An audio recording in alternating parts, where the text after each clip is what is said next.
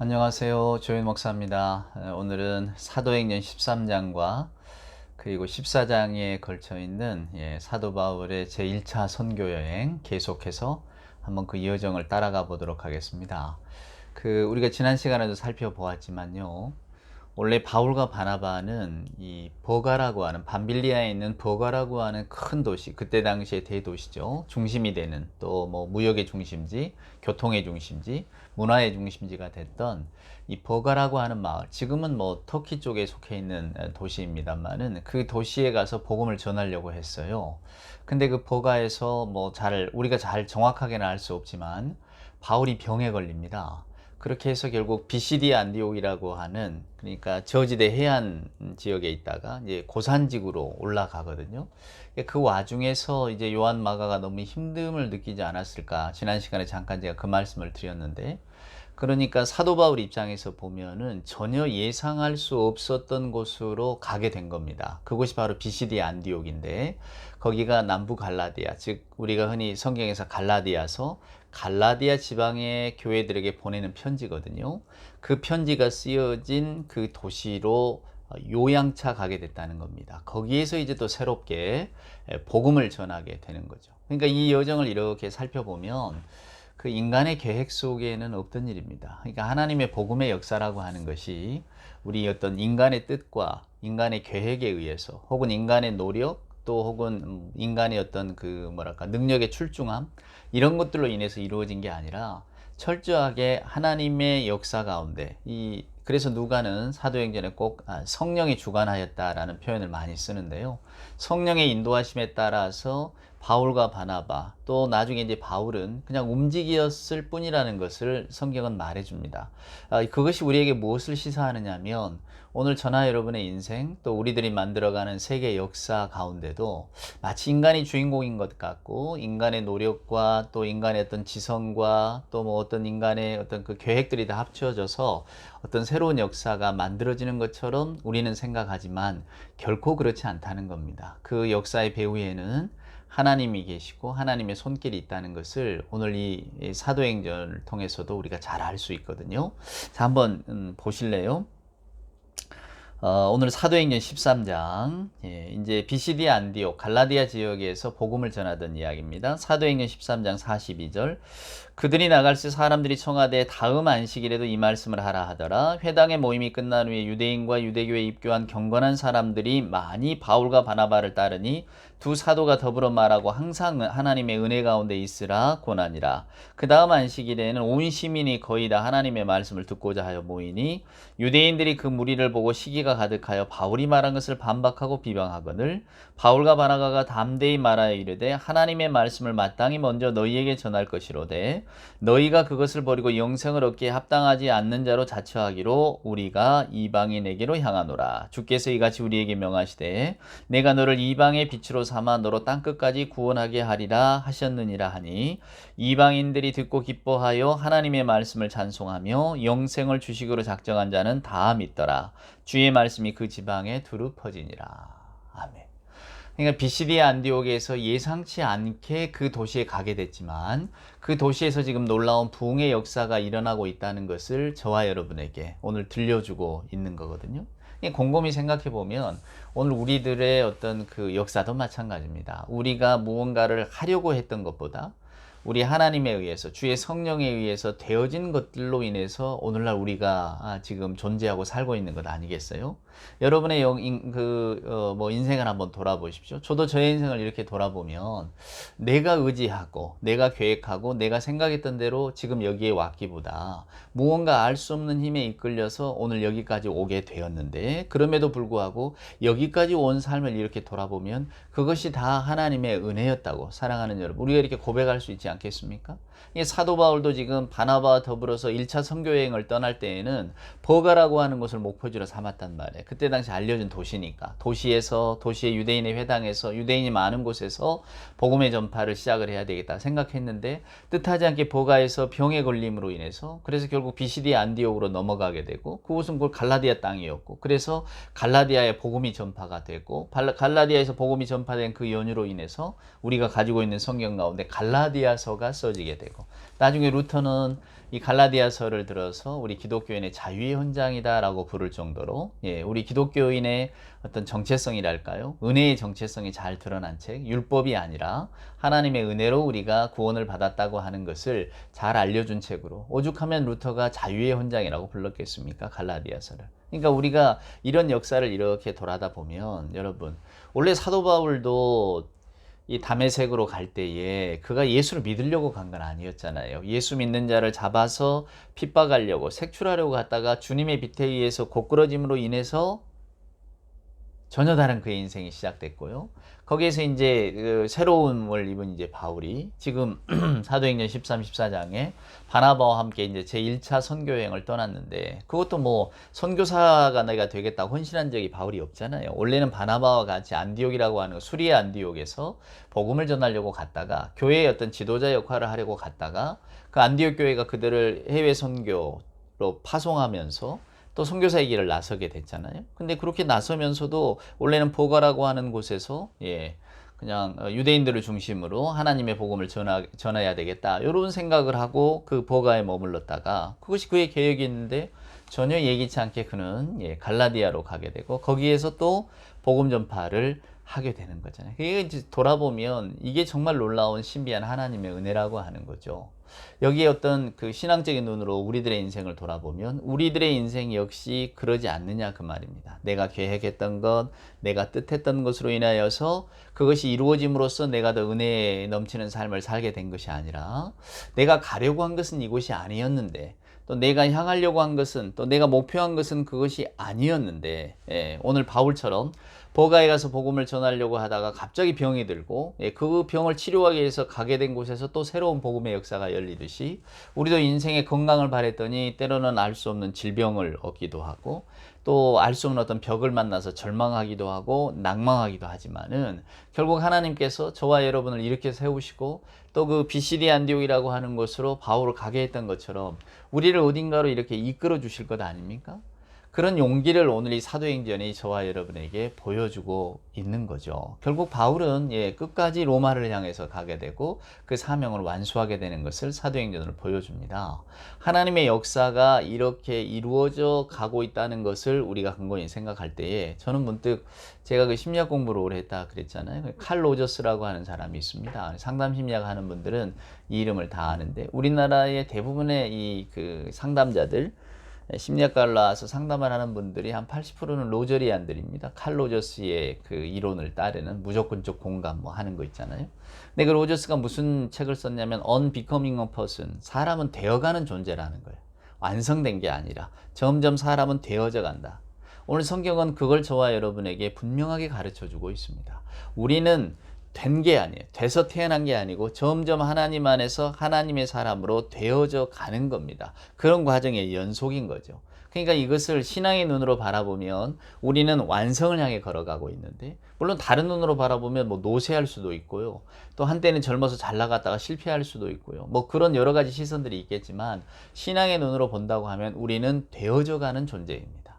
바울 역시도 오늘 이 예기치 않은 곳에서 복음을 전할 때에 허다한 무리가 그들에게 돌아오는 걸 보면서 얼마나 용기를 얻었겠습니까? 그러니까 병 치료하러 올라갔던 비시디 안디옥에서 놀라운 그 경험을 하고, 육체도 이제는 건강을 회복했지만 하나님의 사람들이 많이 모여드는 것을 보고 바울은 다시 버가로 내려갑니다. 그리고 거기에서 복음을 전도하고 그 다음에 이제 또 다른 곳으로 옮겨가게 되는 것을 우리가 사도행전을 통해서도 쭉 볼 수 있죠.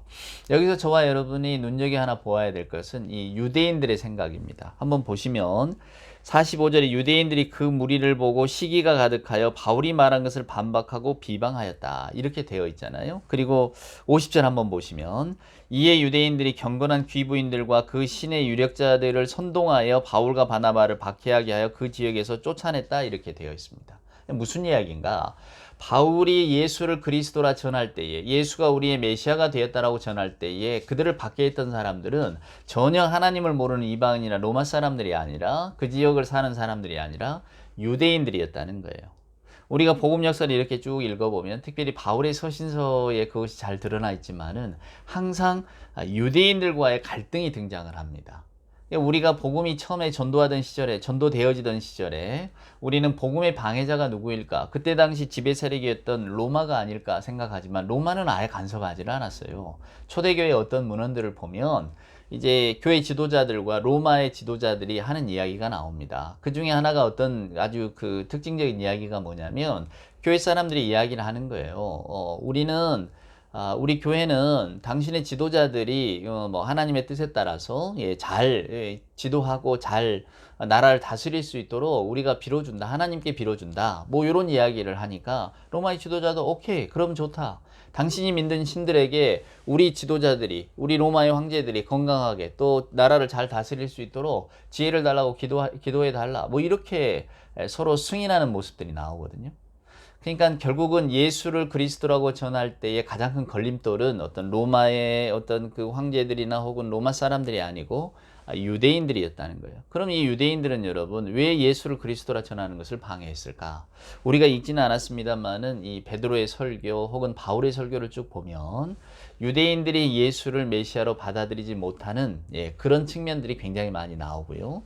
더군다나 이런 이제 비시디아 안디옥이나 버가나 이것이 다 유대의 지경은 아니잖아요. 이 사람들이 이미 다 디아스포라 다 흩어져 가지고 이제 뭐 비시디아 안디옥이니 이런 버가니 뭐 고린도니 이런 지역에 다 흩어져 살았단 말입니다. 근데 그 흩어져 살면서 유대인들은 자기들이 유대인이라고 하는 정체성, 우리는 하나님을 믿는 사람이라고 하는 민족이라고 하는 정체성을 유지하려고 애썼거든요. 그 애씀의 결과가 결국은 안식일 준수, 율법 준수 아닙니까? 할례를 받고. 근데 바울이 와서 복음을 전하면서 이 경계를 허물어뜨리는 겁니다. 그러니까 무엇보다도 반대하는 것이 유대인들이 된 거예요. 유대인들이 바라볼 때 바울은 한때는 자기 편이었지만 지금은 마치 이교자가 되어서 그들이 볼 때 사도 바울이 이단 아니겠어요? 하나님 한 분뿐인데 무슨 아들이 있다 그러고 더군다나 다윗의 후손으로 그 예수라고 하는 이 십자가에 달려 죽었다. 자기들이 생각할 때에는 저게 부정한 죽음인데 나무에 달린 자는 부정하다고 신명기서에 다 나와 있잖아요. 그리고 로마에 반역하다가 결국은 로마에 의해서 십자가 처형을 당한 아주 그 불순한 사람인데 저 사람을 우리의 메시아라고 이야기를 하니 먼저는 로마인들이 우리를 좀 불편하게 볼 것이고 또 우리가 생각할 때 우리의 메시아는 저런 메시아가 아니잖아요. 성공하는 메시아, 다윗의 영광을 회복할 메시아인데 도대체 십자가에 달려 죽은 사람이 어떻게 우리의 메시아가 된단 말입니까? 그런데다가 저 예수를 그리스도라 전하는 이들은 뭐 이방인들에게 복음을 전할 때 율법의 경계를 넘어가 버리는 거잖아요. 안식일 규정도 넘어가, 할례하는 것도 소용없다 그래.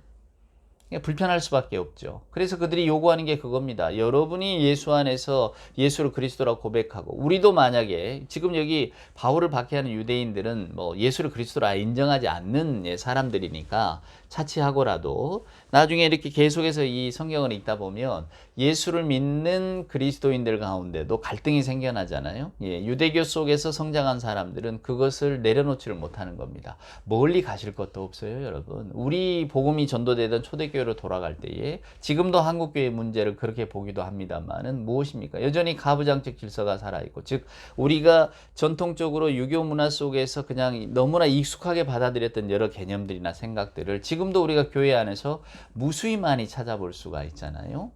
사랑하는 여러분, 저희가 뭐 일일이 예를 들지 않아도 여러분들도 맞아, 이것은 우리가 유교 전통에서 온 거야. 이것은 성경에 나와 있지 않는 말인데 우리가 이 하나님의 교회에서 이것들을 허물어뜨려야 되는데 우리가 여전히 이 안에 갇혀 있구나라고 여러분이 느끼시는 것들도 굉장히 많을 줄 압니다. 뭐 성차별이라든지 또 뭐 여러 가지 우리가 이루 말할 수 없는 것들이 그 유교적인 전통 가운데 우리가 너무 익숙해졌잖아요. 수백 년 동안에 그런 것이 마땅한 것으로 여겨왔기 때문에 그것을 내려놓기가 쉽지 않은 겁니다. 바로 그런 논쟁이에요. 유대인들은 하나님, 예수님, 그리스도 뭐 이렇게 연결되는 것도 불편하지만은 이 예수를 그리스도로 받아들이는 같은 공동체 속에서도 율법이라든가 안식일 규정이 무시되는 것을 견딜 수가 없었던 거예요. 그거는 그들에게도 아주 그저 뭐랄까요, 포기할 수 없는 가치잖아요. 우리도 옛적에 독립운동하던 체이켄이라고 하는 분이 그런 말을 하잖아요. 내가 신체 발부는 수지 부모인데 어떻게 머리카락을 자르느냐? 내 머리는 자를 수 있어도 내 머리카락은 건드리지 못한다. 이런 말도 했잖아요. 차발 불가단이라고 하잖아요. 이거는 안 된다 이거예요. 내 머리카락을 자를 수 없다. 부모로부터 받은 거다. 그럴 정도로 여러분 그런 이제 전통들을 가지고 고수를 하는 겁니다. 그러니까 사도 바울의 복음 전파가 불편하게 느껴졌겠죠. 제가 지난 시간에 요한 마가에 대한 이야기를 좀 해드렸는데 요한 마가 역시도 뭐 여러 가지 홈식, 뭐 향수병이다, 뭐 아니면 부잣집 도련님이어서 이 비시디 안디옥까지 가는 이 고산지대를 막 걸어 올라가야 되니까 너무 힘들 것 같아서 포기하고 도망갔다. 뭐 여러 가지 이야기도 있지만은 또 한 가지는 이 요한 마가 역시 유대교의 전통 속에서 자란 사람인데 바울이 그냥 스스럼 없이 그걸 넘어서니까 이것이 좀 불편했던 것 같은 그런 신앙 속에서 바울과의 갈등이 생겼을 것이다. 이렇게 추측하는 학자들도 분명히 있다니까요. 그만큼 이 유대교가 가진 전통, 유대교가 가진 관습이라는 것을 뛰어넘기가 어려웠고 그것이 초대교회의 어떤 그 복음 전파의 가장 큰 걸림돌 아니면 가장 큰 초대교회의 어떤 그 이슈, 문제점 이렇게 나뉘는 것 핵심 과제였다는 거죠. 그것을 깨트리기가 그토록 어려웠다는 것을 바울은 그의 서신서를 통해서 쭉 보여줍니다. 오늘 본문의 말씀처럼 바울을 죽이려고 한 이들도 유대인이고 바울에게 아주 못되게 한 사람도 유대인이고 또 교회들 간에 바울이 전도하고 세운 교회 떠나가면 또 유대교 지도자들이 와서 흐트러놨다 그랬잖아요. 그러니까 그런 것들이 우리가 지금은 복음의 큰 눈으로 보면 정말로 어쩌면 예수님께서 그 틀을 뛰어넘으라고 복음은 생명에 관한 것이지 그런 어떤 관습이나 전통에 관한 것이 아니라고 말씀하고 계시는데도 여전히 저와 여러분도 오늘날의 우리 교회들 안에서도 이런 데 매여 있는 것들을 우리는 종종 보게 됩니다. 그러다 보니까 복음과 또 하나님의 어떤 그 생명 회복이 주는 기쁨은 우리가 다 도외시하고 잊어버린 채 그저 맹목적이고 혹은 관습적으로 어떤 그 종교적인 틀이나 관습에 매달려서 신앙생활을 하는 경우도 많이 있죠. 그것을 이렇게 오늘 사도행전을 통해서 올라가 보면 이게 초대교회에서도 이런 똑같은 문제점들을 갖고 있었구나라고 생각하면 어쩌면 이게 사람은 별로 2000년이 지났어도 이렇게 별로 바뀐 적이 별로 없어요. 그렇죠, 여러분? 빨리 이것들 안에서 좀 자유로워져야 될 텐데, 복음이라고 하는 것의 본질에 더 매달리는 우리가 돼야 할 텐데, 오늘도 우리는 여전히 격가지에 너무 마음을 뺏기고 있지 않는가, 그런 생각이 듭니다. 오늘 바울은, 그의 생애를 이렇게 돌아보면, 계획하고 의도했던 것보다 전혀 자기가 예상하지 못했던 길로 나아갔을 때 오히려 하나님의 더 큰 은혜를 경험하게 됩니다. 그리고 그 은혜의 경험의 토대가 결국 오늘날 저와 여러분에게도 이 복음의 기쁨으로 전해지는 원동력이 되었죠. 사랑하는 여러분, 오늘 본문의 말씀을 잘 기억하시고 특별히 우리들의 인생 가운데 말입니다. 여러분, 예기치 않았던 일 또 계획하지 않았던 일들로 인해서 혹은 때로는 넘어짐으로 인해서 오늘의 내가 이르렀구나를 이렇게 생각할 때에 오직 내 안에서 존귀 있게 존재하시는 그리고 나를 존귀하게 만드시는 정말로 우리를 사람으로 완성시켜 가시는 우리 하나님의 놀라운 은혜를 생각할 때에 어찌 우리가 감사하지 않을 수 있겠습니까? 오늘은 그 감사를 하나님께 올리는 여러분이 되시기를 소원합니다.